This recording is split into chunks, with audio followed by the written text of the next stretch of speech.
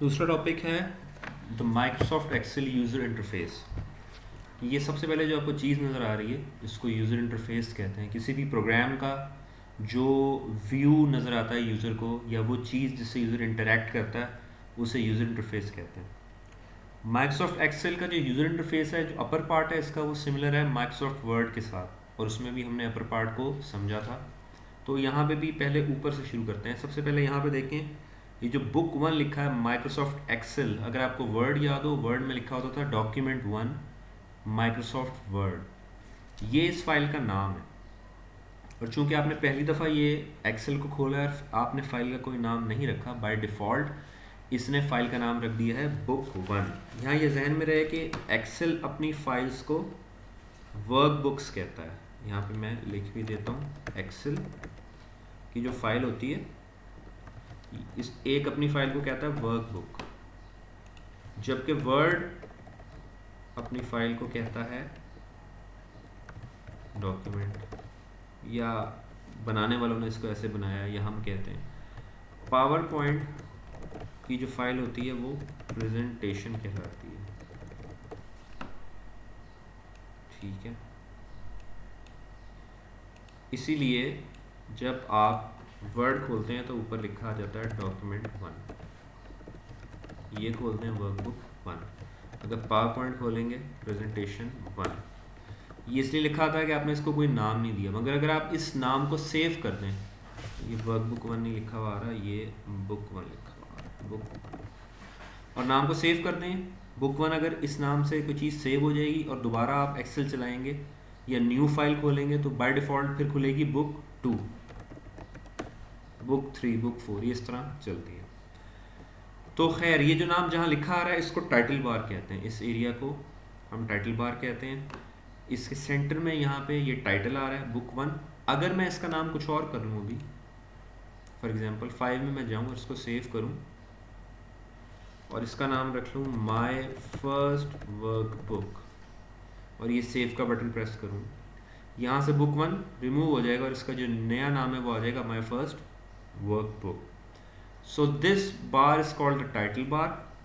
इस title bar के right पे ये क्लोज का बटन है, पता है क्या करता है, ये रिस्टोर का बटन है, ये छोटा और बड़ा इसको करता है, रिस्टोर डाउन जब ये छोटा करते हैं, ये स्टैंडर्ड है, ये वर्ड में भी ऐसा। ये मिनिमाइज का बटन है, इसके बारे में भी हमें पता है। और इसकी लेफ्ट साइड पे वही फेमिलियर चीज़ है जो वर्ड में थी, इसको कहते हैं क्विक एक्सेस टूल बार। इसमें कुछ चीज़ें बाय डिफ़ॉल्ट हैं जो आपने बार बार यूज़ करनी होती हैं या आप ज़्यादा यूज़ करते हैं, और कुछ आप इसमें चीज़ें डाल सकते हैं यहाँ से। ठीक है, जो जैसे स्पेलिंग अगर आप बहुत ज़्यादा यूज़ करते हैं, ऑन कर लें, स्पेलिंग आप यहाँ पे डाल सकते हैं। सो ये है टाइटल बार। और हम इंटरफेस के सेकंड स्टेप पे चलते हैं। इससे नीचे आए तो ये जो पूरी चीज़ नज़र आती है इसे हम रिबन कहते हैं। ये रिबन होता है यहाँ से यहाँ तक, ये रिबन कहलाता है। रिबन में दो चीज़ें हैं इंपॉर्टेंट, एक ये टैब्स और ये ग्रुप्स। टैब्स के अपने ग्रुप्स होते हैं बहुत सारे, जैसे ये होम टैब है, इसके ग्रुप्स खुले हुए हैं, क्लिपबोर्ड, फॉन्ट, ये ग्रुप का नाम है।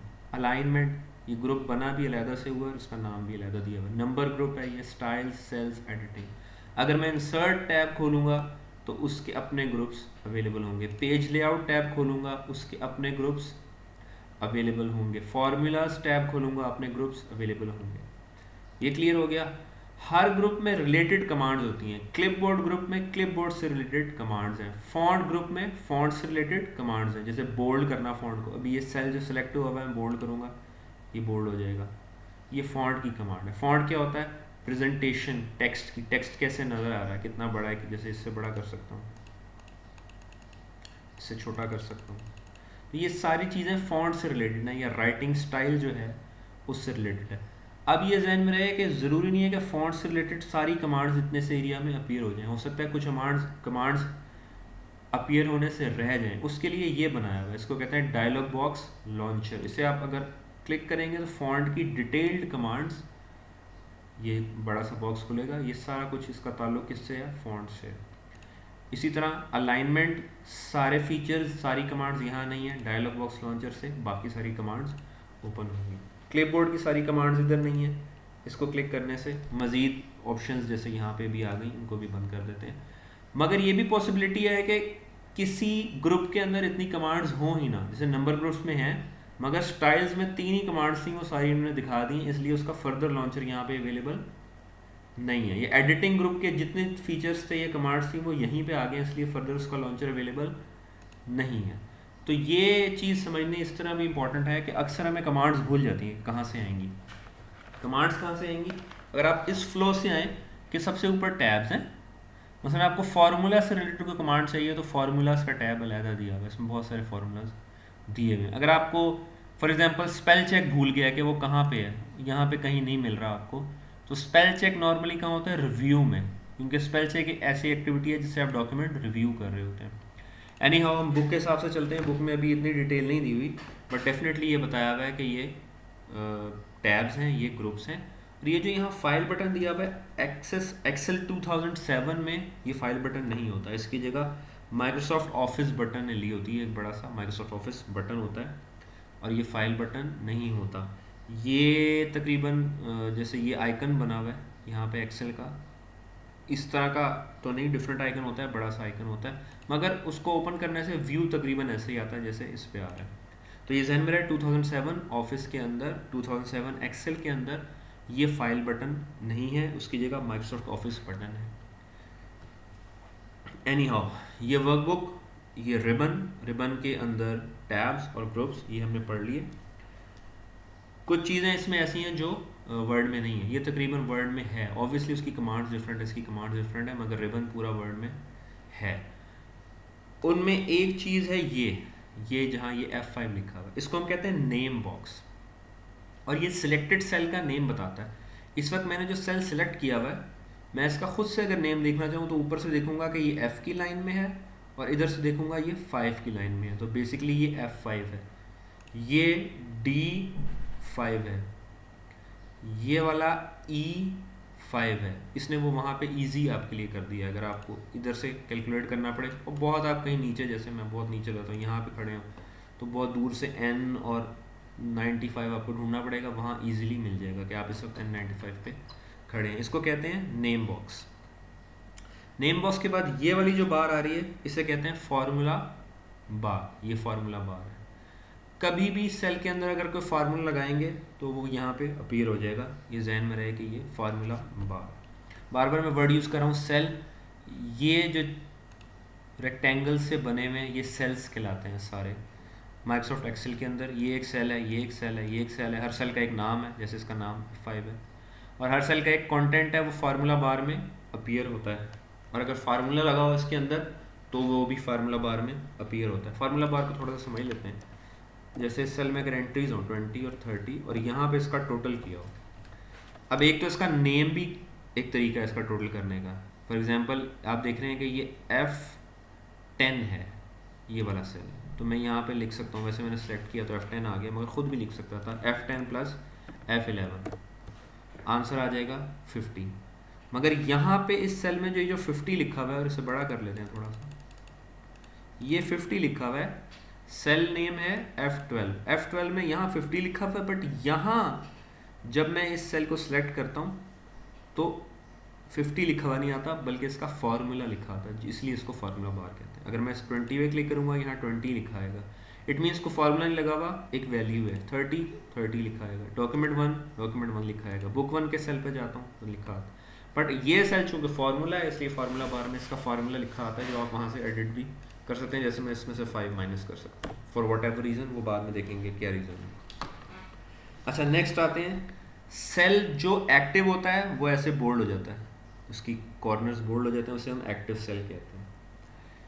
ये जो डॉट सा लगा हुआ है, ये डॉट जिसके ऊपर जब मैं आता हूँ तो ये प्लस का साइन आ जाता है, इस डॉट को हम सेल पॉइंटर कहते हैं। इस डॉट को, इसके बहुत सारे फीचर्स आगे आएंगे, इससे ड्रैग होता है, वैल्यूज़ कॉपी पेस्ट भी हो जाती हैं इससे। जैसे ये मैं अगर करूँ तो आप देखें कुछ वैल्यूज़ नीचे आ गई हैं। ये इस फार्मूले को दूसरे सेल्स पे भी अप्लाई कर देता है। अभी ये पढ़ाना मकसद नहीं था, मगर बताना मकसद था कि ये जो सेल के कोने में ये बना हुआ है डॉट सा और इस पर प्लस का साइन आ जाता है, इसकी कोई सिग्निफिकेंस है, इसे कहते हैं सेल पॉइंटर।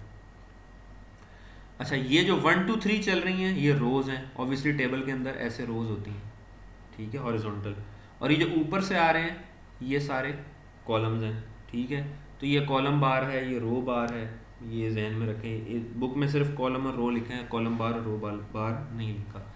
इसको चूंकि हम नीचे ले जा सकते हैं तो ये नीचे जाने के लिए ये बार दी हुई है, इसे वर्टिकल स्क्रॉल बार कहेंगे। स्क्रॉल का मतलब होता है नीचे की तरफ जाना, और चूंकि हम वर्टिकली नीचे की तरफ जा रहे हैं इसलिए वर्टिकल स्क्रॉल बार कहेंगे। ये हॉरिजॉन्टल स्क्रॉल बार है। अगर राइट और लेफ्ट जाना हो, हॉरिजॉन्टली मूव करना, हॉरिजॉन्टल स्क्रॉल बार जो है वो काम आएगी। यहाँ पे एक बार है, ये छोटी सी एक माइनस सा बना हुआ, इसे स्प्लिट्स बार कहते हैं। स्प्लिट बार, SPLIT, ये स्प्लिट हो जाती है, इससे स्क्रीन स्प्लिट हो जाती है, और वो फिर उसका जो फीचर है वो हम यूज़ कर सकते हैं। यानी जो चीज़ हम स्प्लिट बार के ऊपर लगा लेते हैं वो फिक्स रहती है और नीचे स्क्रॉलिंग होती रहती है। इसको हम अभी देखते हैं फीचर को। अच्छा, इसके बाद नीचे जब आए तो ये बटन्स कुछ बने हुए हैं, ये शीट्स में मूव करने के लिए। वर्कबुक एक जो होती है उसके अंदर कई शीट्स हो सकती हैं, काफ़ी सारी आप बना सकते हैं। इसकी शायद एक फिगर है कि कितनी बना सकते हैं, मगर शायद बहुत ज़्यादा बना सकते हैं, अभी उस पर डिस्कशन नहीं करते। इस वक्त हम शीट 1 में हैं। अगर मैं शीट 2 में जाऊँगा ब्लैंक है, शीट 3 में जाऊँगा ब्लैंक है। जिस तरह मैं एक क्लिक करके शीट 3 पे जा रहा हूँ, इस तरह इससे भी जा सकता हूँ, शीट 3 से शीट 2 पे जा सकता हूँ, जो कि अभी नहीं जा रहा फॉर सम रीज़न, हालांकि इसको जाना चाहिए। अच्छा, ये बड़ी स्ट्रेंज सी बात है कि ये नहीं जा रहा, शायद यहाँ से आगे जाता हो। अच्छा, ये बटन अभी काम नहीं कर रहे, विच इज़ वेरी इंटरेस्टिंग। बहरहाल टैब स्क्रॉलिंग बटन्स कहते हैं इन्हें इस बुक के मुताबिक, और they are used to move through the sheets quickly, but move अभी क्यों नहीं कर रहा ये मैं नहीं समझ पा रहा। हाँ, फॉर सम रीज़न नहीं मूव कर रहा। एनी हाउ, जो शीट एक्टिव हो वो इस तरह नज़र आती है। अभी ये एक्टिव है, इस तरह नज़र आ रही है, बाकी दूसरे कलर में नज़र आ रही हैं। अब ये शीट 2 एक्टिव हो गई, अब शीट 3 एक्टिव हो गई, ठीक है। और इसके आगे ये एक बटन है, इसका काम है कि नई वर्कशीट इंसर्ट कर दे। अभी मैं इंसर्ट करूँगा तो शीट 4 नाम आ जाएगा, फिर इंसर्ट करूँगा तो शीट 5 आ जाएगा, और मैं इनका नाम खुद से भी रख सकता हूँ। इसको डबल क्लिक करके अपना नाम रख लूँ कोई भी, जैसे मेहदी मैंने नाम रख दिया, बट ये मीनिंगफुल नेम होते हैं। जैसे हो सकता है एक वर्कशीट सैलरी की हो, अगर बच्चों को बताना है तो मार्क्स की हो, ठीक है। एक वर्कशीट अटेंडेंस की हो आपकी, उसमें अटेंडेंस रखी जा रही हो, एक में मार्क्स रखे जा रहे हैं, ये इसका यूज़ है। नीचे बिल्कुल ये स्टेटस बार कहलाती है, ये वाली बार। इसमें मुख्तलिफ व्यूज़ हैं, पेज लेआउट, जूम लेवल, ये जूम माइनस, किसी चीज़ को बड़ा करना हो जैसे, तो ये 184% पे आ गया। इसको हम इस्तेमाल कर सकते हैं कभी अगर करना चाहें तो ये बेसिकली एक यूज़र इंटरफेस का ओवरव्यू हो गया माइक्रोसॉफ्ट एक्सेल का, जो कि पेज 101 के ऊपर मौजूद है। और पेज 102 पे क्विकली इनके बारे में बताया भी है, वो क्विकली वो पढ़ लेते हैं, या फिर पढ़ना चाहें तो पढ़ लें। माइक्रोसॉफ्ट ऑफिस बटन के बारे में बताया था। Microsoft Office button is located in upper left corner of the Excel window. मेरा ख्याल है कि वो खुद ही रीड कर लें। पेजेस 102 और 103 जो बुक के हैं वो रीड कर लें तो बेहतर है, उससे ये डिटेल मज़ीद समझ आ जाएगी, ठीक है।